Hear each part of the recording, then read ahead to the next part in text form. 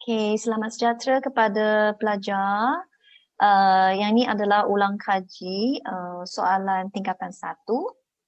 Okay, mari kita tengok ya cara-cara penyelesaiannya dan juga jawapan untuk soalan yang diberi. Now, pilih jawapan yang menunjukkan langkah penyelesaian yang betul bagi soalan berikut.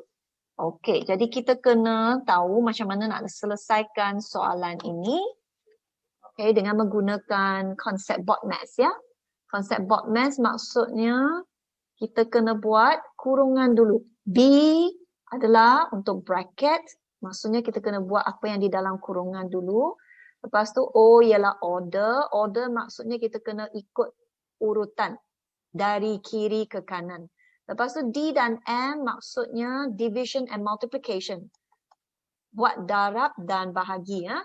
Dari kiri dan kanan. Kena ikut order ya, dari kiri dan kanan, dan akhir sekali baru kita buat tambah dan tolak dari kiri ke kanan. So kita tengok soalan yang ini, 2/5 tolak 1.3. Kamu boleh gunakan calculator atau secara manual kita darab 2 supaya kita dapat 4/10 tolak 1.3 darab dengan 6 bahagi. Biasanya bahagi saya akan tulis dalam bentuk pecahannya.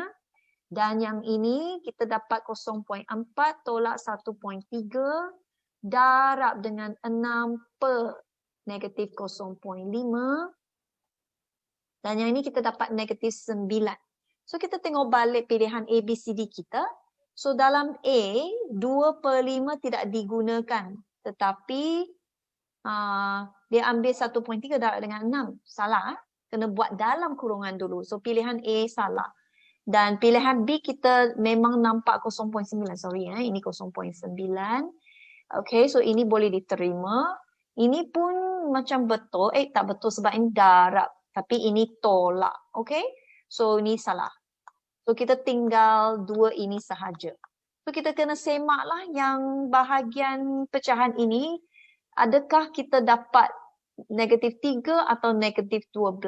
Guna calculator, kita ambil 6 bahagi dengan negatif 0.5, kita dapat negatif 12. Jadi jawapan kita ialah ini, D. Ini tak betul. Jawapan ialah D. So yang ini, soalan ini dia menguji sama ada kita tahu hukum BODMAS. Okay, jawapan yang terakhir tak penting. Right? So ini soalan yang pertama. Kita tengok soalan yang seterusnya. Okay, soalan ini melibatkan Raja menunjukkan harga 2 jenis komputer riba.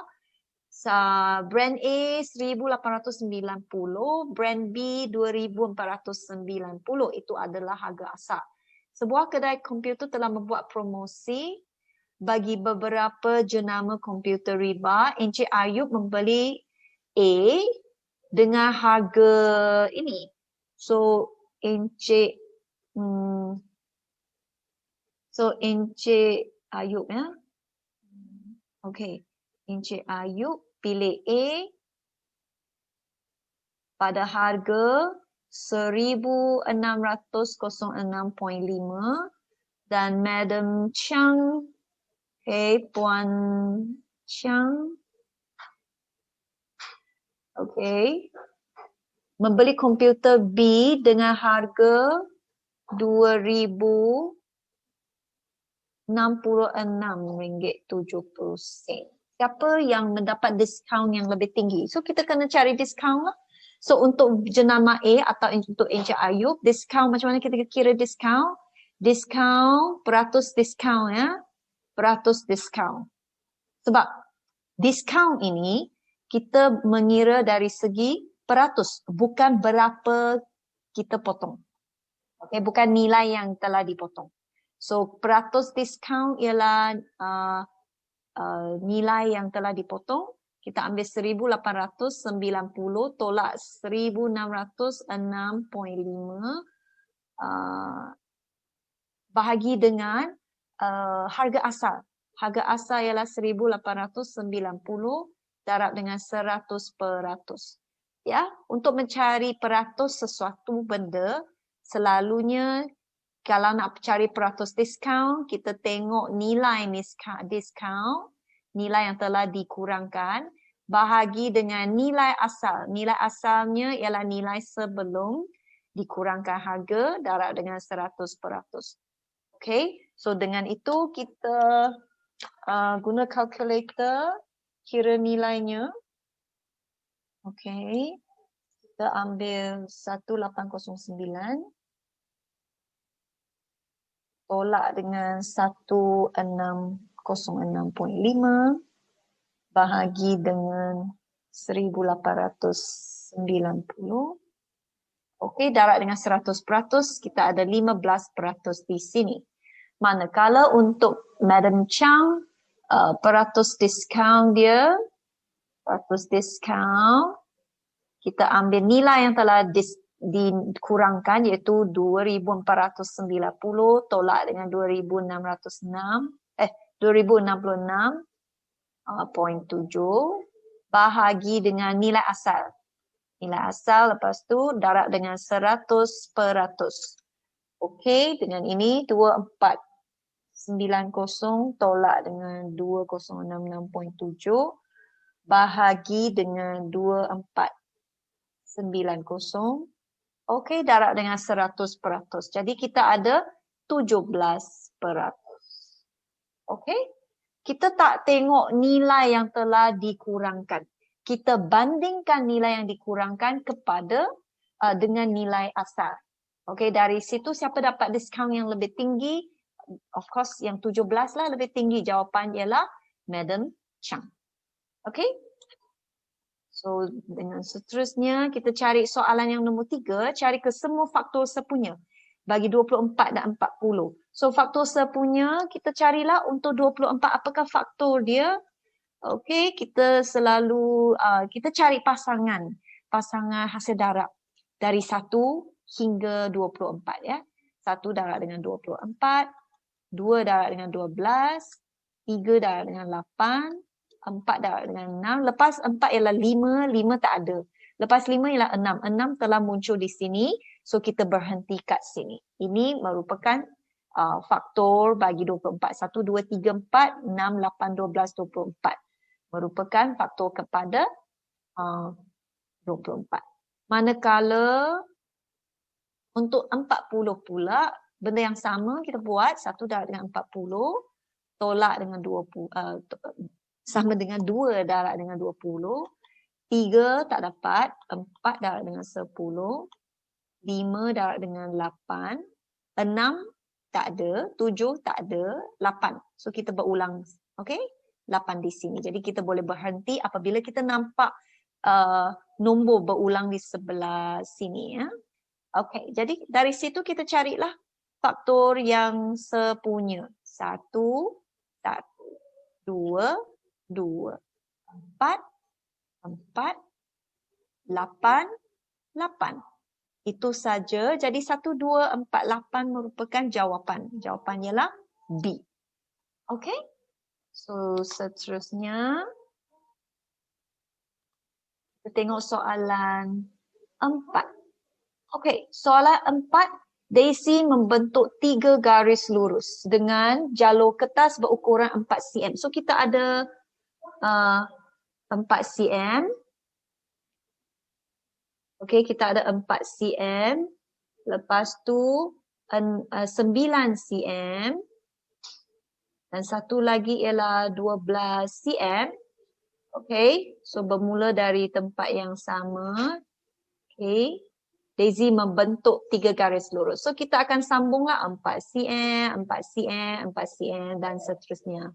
9 cm, 9 cm dan seterusnya, 12 cm, 12 cm dan seterusnya. So, ini maksudnya. Berapakah jalur kertas berukuran 4 cm diperlukan? Berapa? Kita perlukan berapa? Ini 1, 2, 3, 4. Berapa kita perlukan supaya ketiga-tiga garis lurus ini mempunyai panjang yang sama. Okay? So, macam mana kita nak cari? So, yang ini merupakan soalan gandaan sepunya terkecil. Kita susunkan 4, 9 12 bersebelahan, lepas tu melakukan pembahagian berulang. Okay, kita boleh bahagi dengan 2. 2 dulu. So 4 bagi 2 kita dapat 2. Tapi 9 tak dapat dibahagi dengan 2. Jadi kita turunkan. Ya, kita sedang cari GSTK ya. GSTK kita nak cari gandaan sepunya. So tak ada faktor sepunya, tak ada masalah. Kita hanya pindahkan nombor yang sama ke bawah. Dan 12 bahagi dengan 2 kita dapat 6. So kita sambung lagi, bahagi dengan 2. Selalu pilih nombor perdana yang paling asas, 2 ke 3 ke 5. Okay? Dan pilih nombor yang boleh membahagi kebanyakan nombor yang diberi. So di sini 2, 9, 6. Kita boleh pilih 3 sebab 3 boleh bahagi 9 dan bahagikan 6. Saya pun boleh pilih 2 sebab 2 bahagi 2. 2 pun boleh membahagikan 6. Jadi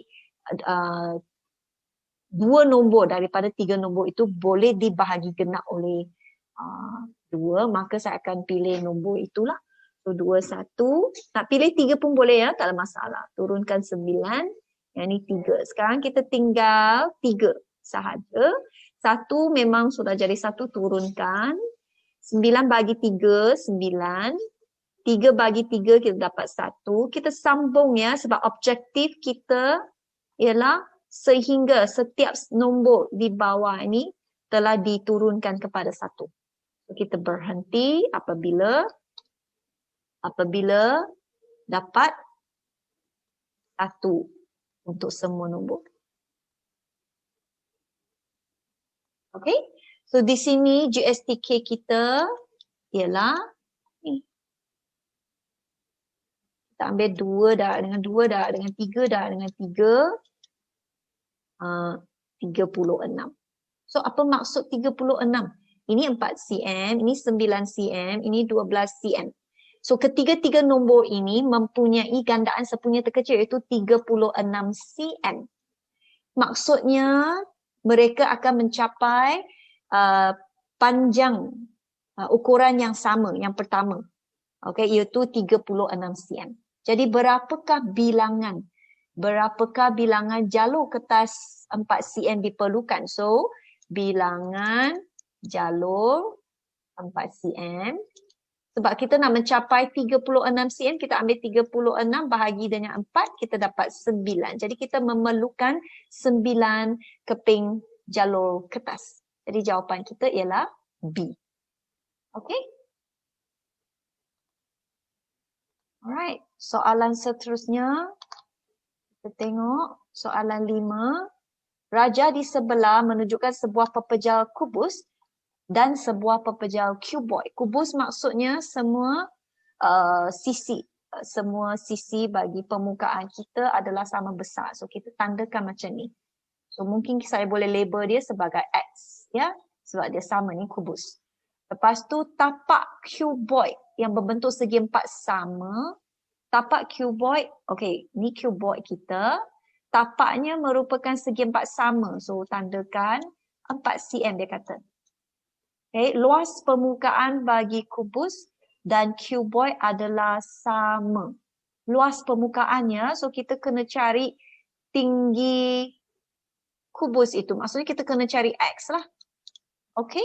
Nah, luas permukaan kedua-dua pepejal adalah sama. Jadi biar kita tulis macam ni. Luas kubus sama dengan luas cuboid. Ini adalah maklumat yang diberi.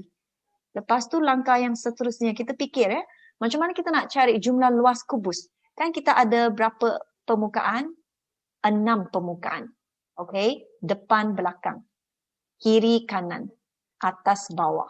So kita ada 6 permukaan dan setiap permukaan luasnya ialah X darab dengan X iaitu X kuasa 2.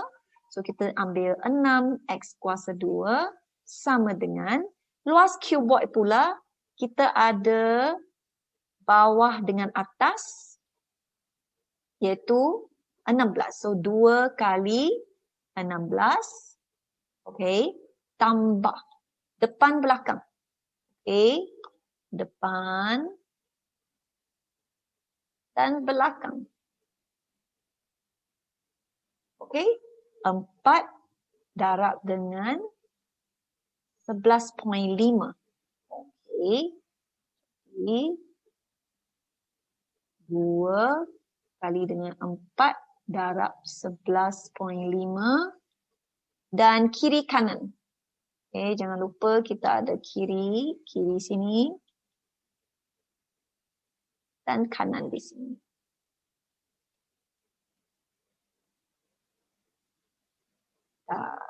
Panjang kali lebar. 4 darab 11.5 juga. Jadi tambah lagi 2 kali 4 darab dengan 11.5. So kita boleh cari hasil tambah pendarapan itu. So kita ambil 2 darab dengan 16 tambah dengan 2 darab dengan 4 darab dengan 11.5 tambah lagi, so kita dapat 216. Itu ialah 6 X kuasa 2. Jadi X kuasa 2 kita ambil 216 bagi dengan 6.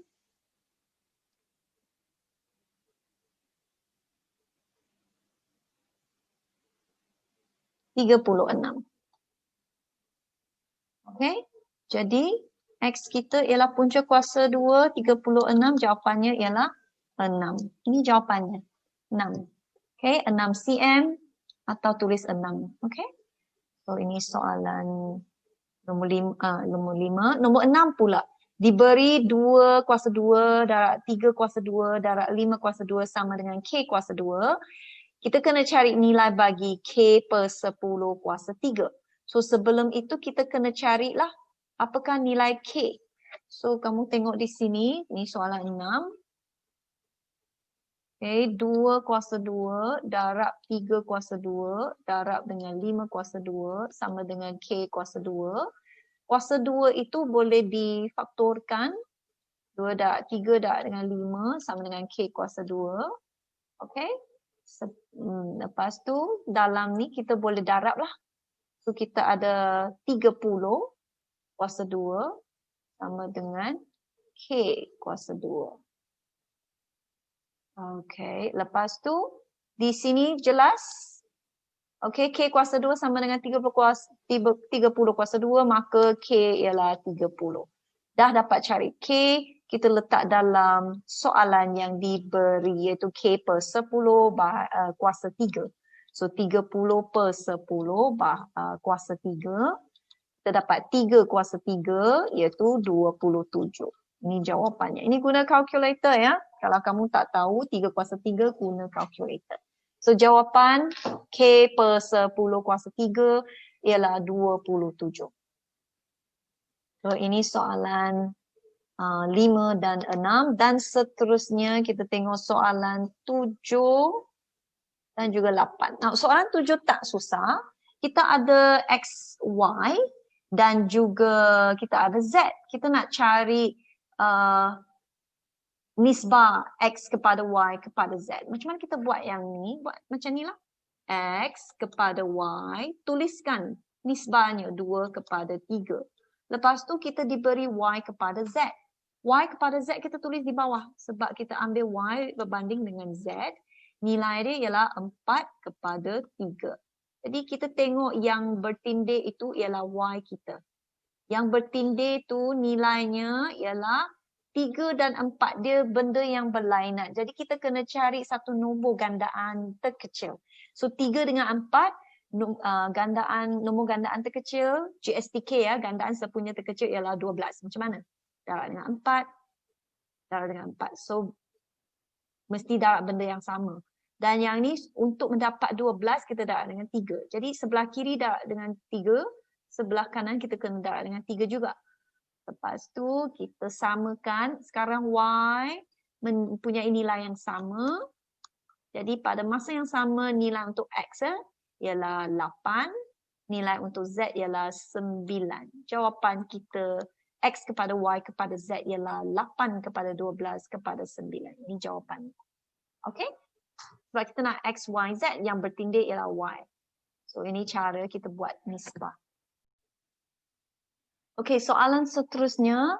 Camaro dan Lawrence dikehendaki melukis sebuah segitiga PQR dan nisbah setiap sudut ya segitiga yang dilukis oleh Camaro. Okey, kita buat rekod kat sini. Okey, untuk Camaro.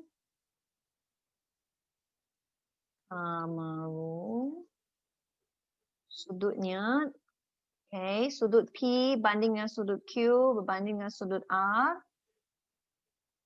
Okey, 2 bahagian dan 5 bahagian.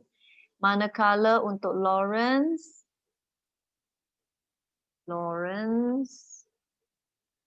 sudut P berbanding dengan sudut Q berbanding dengan sudut R ialah 7 bahagian kepada 2 bahagian kepada 3 bahagian. Apakah nilai sudut sebenar untuk setiap bahagian sudut ini? Dan kita perlu cari beza sudut Q sahaja. Okey, untuk Camaro dan Lawrence. Apa yang kita tahu ialah jumlah sudut segitiga ialah 180 darjah. So ingat tak, baris yang pertama ialah perkara kita, apa yang kita nak. Baris yang kedua merupakan nilai nisbah dan nilai sebenar iaitu sudut kita letak di baris yang ketiga. Jadi apa yang kita tahu ialah jumlah sudut. So perkara ialah jumlah sudut ya, kita ambil sudut P tambah sudut Q tambah sudut R. Dan dari segi nisbah, kita tambahkan bahagian nisbah dia iaitu 9 bahagian. Dan sudut sebenar kita tahu iaitu 180 darjah. So dengan cara yang sama, kita tambahkan sudut P, Q dan R untuk Lawrence. Okay, ingat ini perkara. Ini adalah nisbah. Dan ini adalah sudut kita. Sudut.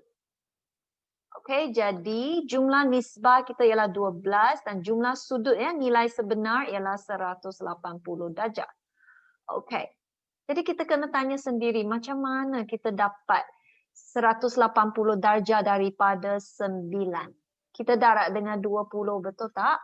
Jadi setiap satu kita perlu darab dengan 20, darab dengan 20, darab dengan 20. Tapi kita hanya mempunyai objektif kita iaitu mencari nilai sudut P sahaja. Jadi untuk P sahaja kita carilah iaitu 40 darjah. So tulis di sini. Yang lain tak perlu cari, tak penting ya. Sebab tak suruh dicari pun. So sudut P ialah 2 kali dengan 20 darjah, 40 darjah. Okay, benda yang sama kita buat untuk Lawrence. Macam mana kita dapat dari 12 ke 180 darjah? Darab dengan apa? Jadi kita bahagilah 180 bagi dengan 12. Kita dapat 15. Okay. Lepas tu ambil ini 7 darab dengan 15. Okay. So sudut P sama dengan 100,5.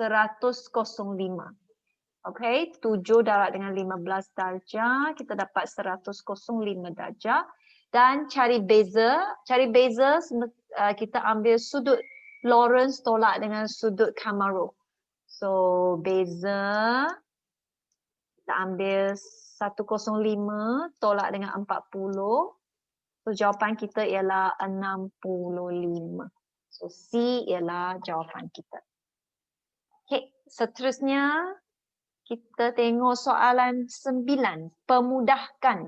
Pemudahkan ungkapan algebra ini. So first, boleh tak kita buat apa yang di dalam kurungan dulu? Ya, tak boleh sebab sebutan yang diberi merupakan sebutan tak serupa. Jadi sebutan tak serupa kita tak boleh tambahkan. Jadi kita kena buka kurungan.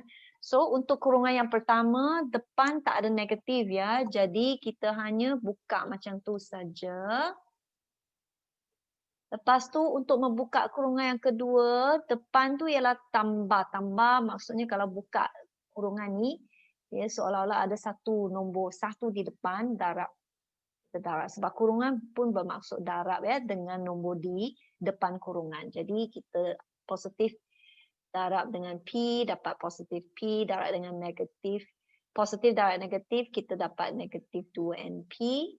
Lepas tu yang seterusnya, ambil negatif, darab ke dalam, kita dapat negatif 5NP. Lepas tu negatif darab dengan negatif, kita dapat positif 3N. Okay. Lepas tu kita kumpulkan. Kita kumpulkan sebutan serupa.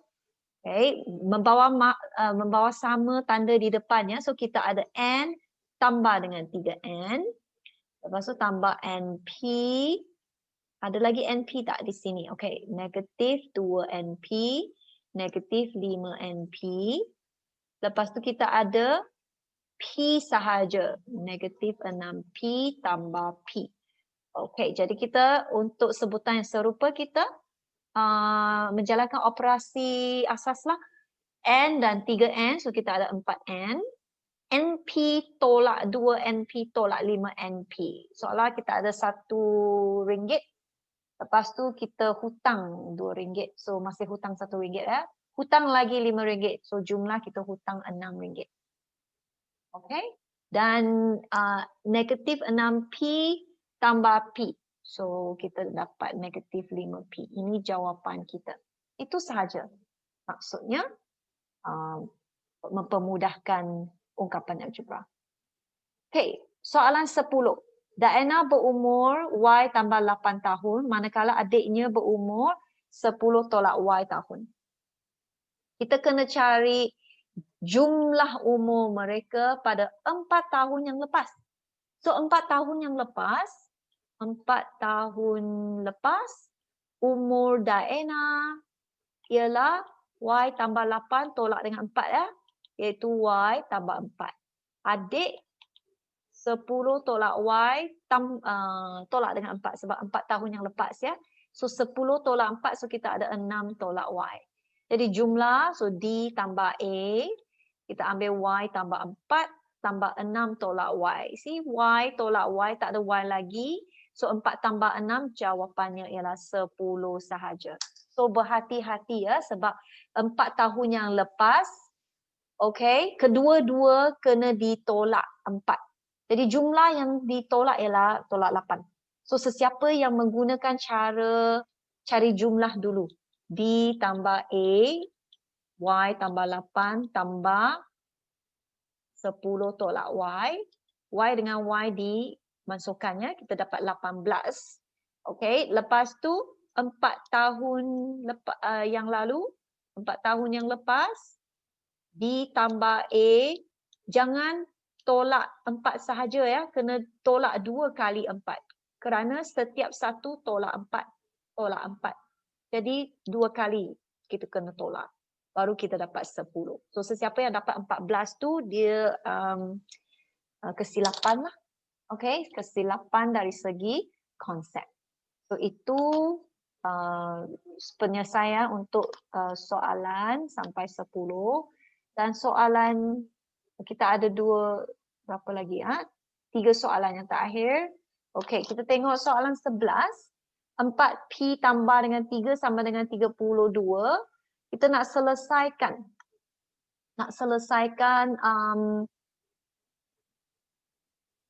Persamaan ini.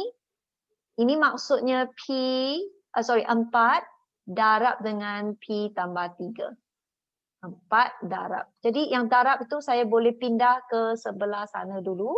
Maksudnya saya bahagi kedua-dua belah dengan 4. Okay. So di sini saya bahagi 4. Di sana pun bahagi 4. Supaya 4 dengan 4 di sini boleh dimasukkan. Jadi kita tinggal P tambah 3 di sebelah kiri dan sebelah kanan kita dapat 8. So P saya tak nak 3 di sini, jadi saya nak hilangkan 3 dengan tolak 3 di kedua-dua belah. So seolah-olah saya memindahkan 3 ke sebelah kanan, dari kiri ke kanan. So tambah dia akan jadi tolak. So 8 tolak dengan 3, kita dapat 5 jawapannya. So P saya adalah A jawapannya. Okey. Dan seterusnya, pilih semua persamaan linear dalam satu pemboleh ubah. Satu pemboleh ubah ya. Satu pemboleh ubah. Okey, biar kita tengok semua pilihan kita. Kita nak dalam satu pemboleh ubah. Yang 2 pemboleh ubah itu kita masukkan saja. Yang ni Q dengan R. Salah. Ini satu pemboleh ubah dan kuasa tertinggi ialah 1. So ini adalah persamaan linear. Kuasa tertinggi ialah 1. Ini jawapan. Tengok lagi, ini ada kuasa 2, walaupun 1 pun boleh ubah, tapi kuasa tertinggi di sini ialah 2, maka ini bukan persamaan linear. Dan yang keempat, 4 tambah P sama dengan 9, kita ada 1 pun boleh ubah, dan kuasa tertinggi pun boleh ubah itu ialah 1, maka ini pun persamaan linear dalam 1 pun boleh ubah. Sebab dia kata pilih semua persamaan linear dalam 1 pun boleh ubah. So, kita ada 2 jawapan di sini. Senang ya? Dan soalan yang terakhir iaitu kita kena cari titik yang memuaskan persamaan linear serentak. Maksudnya kita kena menyelesaikan persamaan secara serentak untuk soalan ini. So macam mana kita buat? Kita tengok pemboleh ubah X mempunyai perkali 4 dan perkali 3. Okay, perkali yang tidak sama. Kita tengok Y pula. 1 mempunyai perkali negatif 3, 1 ialah 1. Tak sama juga. Jadi kita kena, sebelum kita membuat, kita ada 2 cara. Satu ialah menggunakan cara pemansuhan, satu lagi ialah cara penggantian.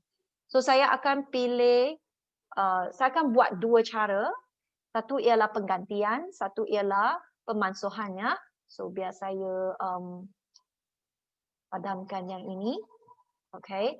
Nah, bila kita memilih cara penggantian, apabila daripada kedua-dua persamaan itu, kita ada satu persamaan di mana kita ada satu pemboleh ubah yang mempunyai satu sebagai perkali.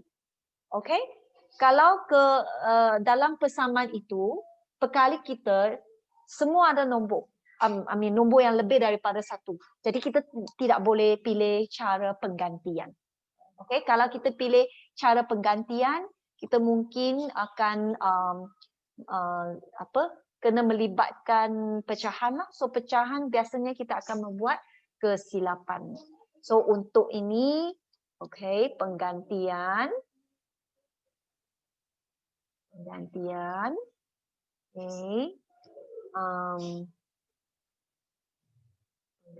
sekejap.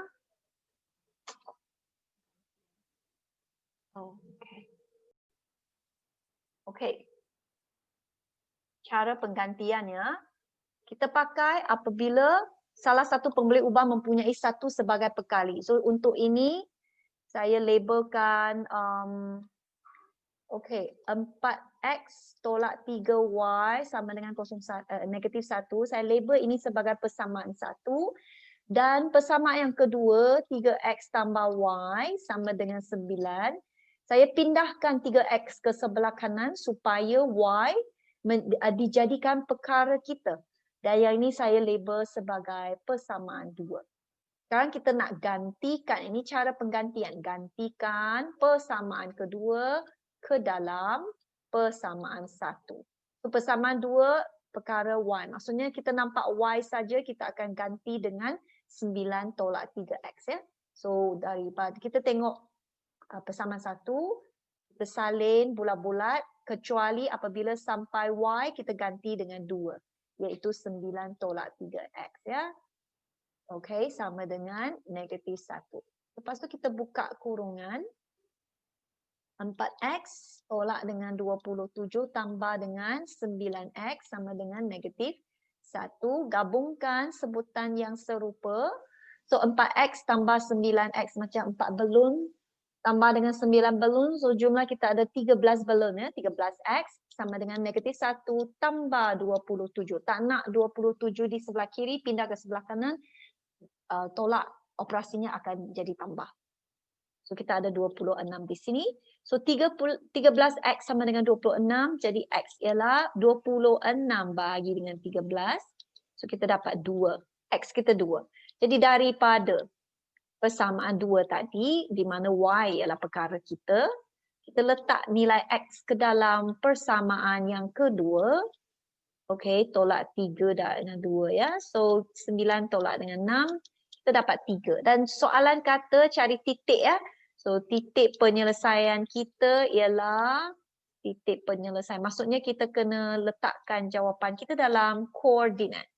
X dulu baru kita letak Y. So koordinat kita ialah 2, 3. Ini cara penggantian. Cara pemansuhan macam mana? Cara pemansuhan.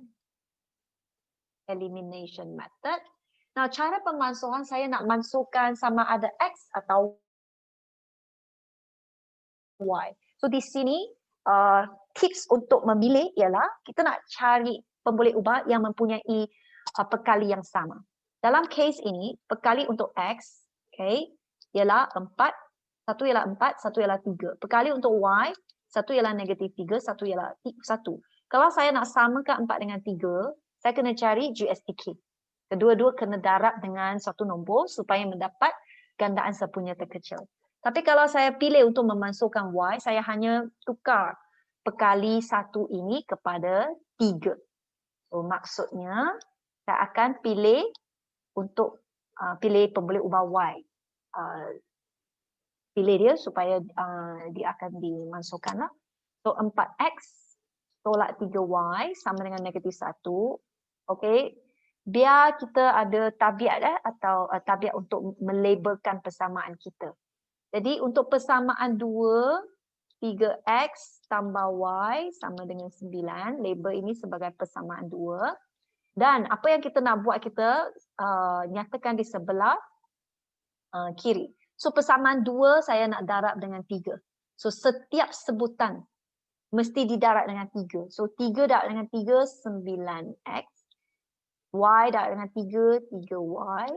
9 darab dengan 3, 27. So yang ini merupakan persamaan baru iaitu 3. Nah, persamaan 3 diperoleh daripada persamaan 2. Maksudnya kita tak payah tengok persamaan 2. Kita nak bandingkan persamaan 3 dengan persamaan 1. Sebab persamaan 3 adalah pengubahsuaian daripada persamaan 2.